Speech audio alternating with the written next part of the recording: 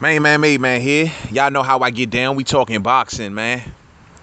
So the stage is now set. News has broken out, ladies and gentlemen, that the great fighter known as Vladimir Klitschko has retired. And I do really mean great. Hall of Famer, no doubt about it. I will do a separate video about that dude, man. Hell of a fighter. Hell of a, giving us hell of a memories over his 21 years of boxing, man. No doubt about it, man. But he is retiring, and we all know that he had a rematch set up with him and Anthony Joshua, and it was going to go down in Vegas. So it seems as if that thing is off now. And according to the news that's coming out by Eddie Hearn, we all knew prior to AJ fighting Vladimir Klitschko, he had a mandatory in Kubrat Pulev, whom is his IBF mandatory. Once AJ took that title off Charles Martin, the IBF came around talking that Mando talk. You know how the IBF is. They don't usually play, and they're usually very tough with enforcing their mandatories. However, they allowed Anthony Joshua and Vladimir Klitschko to go ahead with the fight, given that it was a unification match, and I'm guessing just the magnitude of the fight in general, man. So, basically, Vladimir Klitschko is out the way now, clearing the way for AJ to now go and fight his IBF mandatory in Kubrat Pulev, a deal that was worked out by Eddie Hearn, the promoter of AJ, basically telling the IBF, hey, if this Klitschko rematch falls through, y'all are first on the radar. You know what I'm saying? And so this is what we got. Now, we also know that Anthony Joshua has a mandatory in Luis Ortiz, and clearly that would have been an interesting fight also, man. This has been the fight that fans have been clamoring for. But however, we also hear news that Deontay Wilder wants to possibly square off with Luis Ortiz. And, the thing that makes this thing so fascinating here is because all of these fights are definitely possible, y'all. AJ has signed a multi-fight deal with Showtime that all of his basically U.S. fights will be shown on Showtime, which is the same network that Deontay Wilder fights on, as well as Luis Ortiz. Now, we should be technically no more than possibly one fight away from that grand big fight, that grand big showdown between the number one and number two heavyweights. You know what I'm saying? We should be literally about one fight away. The stage is definitely set, because I'm thinking, like, if Deontay Wilder does get the fight with Luis Ortiz, right?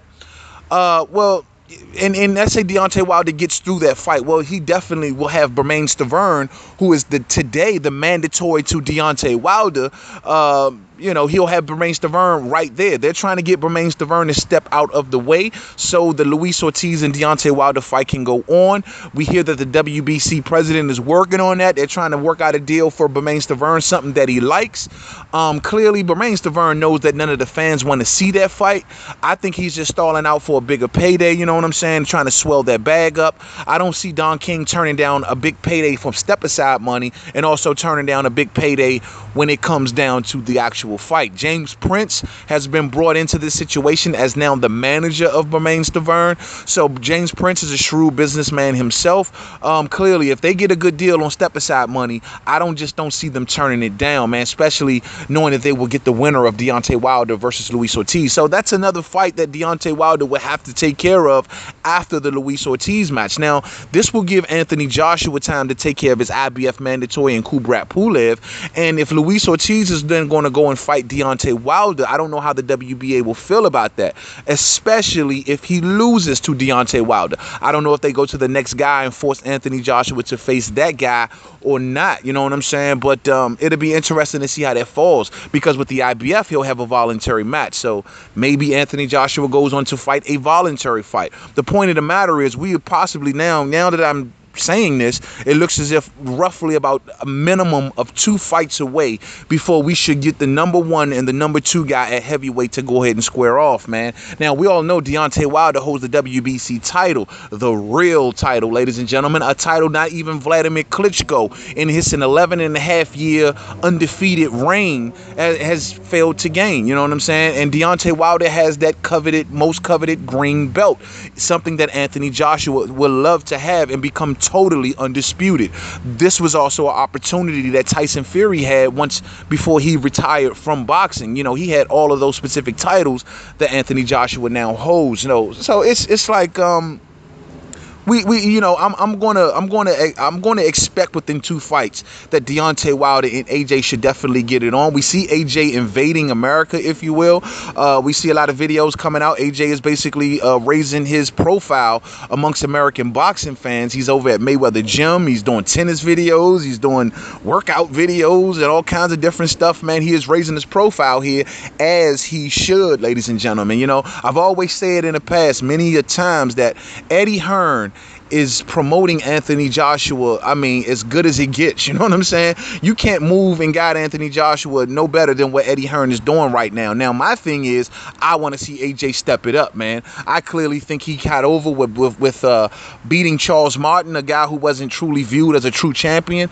Then he turned around and he fought a 41-year-old Klitschko. I do give him props for the Dillian White fight as well as the Dominique Breazeale fight, because Dominique Breazeale, going into that fight with AJ, had a 90% knockout ratio, ladies and gentlemen. And though at that point Amir Mansour, I want to say, was his toughest competition, still he had a 90% knockout ratio, and as well as Dominique Breazeale is an Olympian. So Anthony Joshua did exactly what he was supposed to do, and that's get rid of him. But my thing is, Anthony Joshua eventually is going to have to step up to the real champ, who is Deontay Wilder. Once Deontay Wilder gets Bermane Stiverne and Luis Ortiz out the way, hopefully Luis Ortiz out the way, then we will see, hopefully, these two fighters square off. There will be no network politics that will prevent the fight.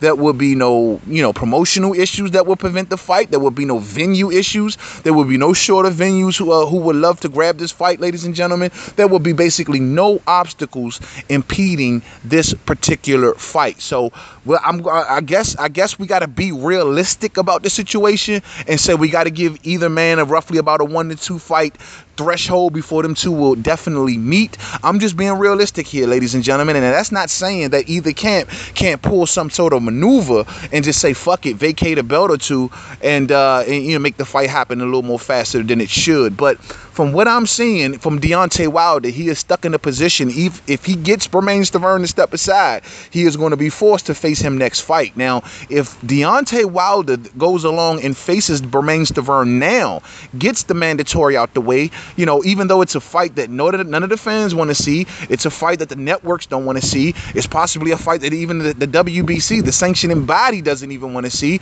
but they fucked the whole situation by not allowing Bermane Stiverne to fight someone to become the #1 mandatory.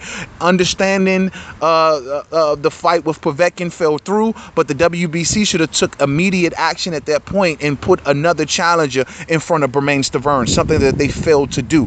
We've seen sanctioning bodies do this with fighters numerous times. Certain fights fall through, and they don't make the fighter the automatic mando. No, they'll do another eliminator. We recall Earl Spence. You know what I'm saying? Remember when Earl Spence had beaten, who was it? I could have had the order backwards, but he beat I want to say Leonard Bundu first, and that was the eliminator. Then he fought Chris out. It was one of them type of ways where basically he was supposed, the very next fight was supposed to be that actual title fight, but however, Kell Brook had went up to face Triple G instead, and so they put another eliminator in front of Earl Spence before they made the proper decision to enforce that title fight. So it can happen, man. Sanctioning bodies do shit like that all the time, and the WBC should have took initiative when Bermane Stiverne and Povetkin fell through. They should have put another challenger in front of Bermane Stiverne, especially since Bermane Stiverne also was dirty for the Povetkin fight as well. So, but there's just a lot of exceptions for Bermane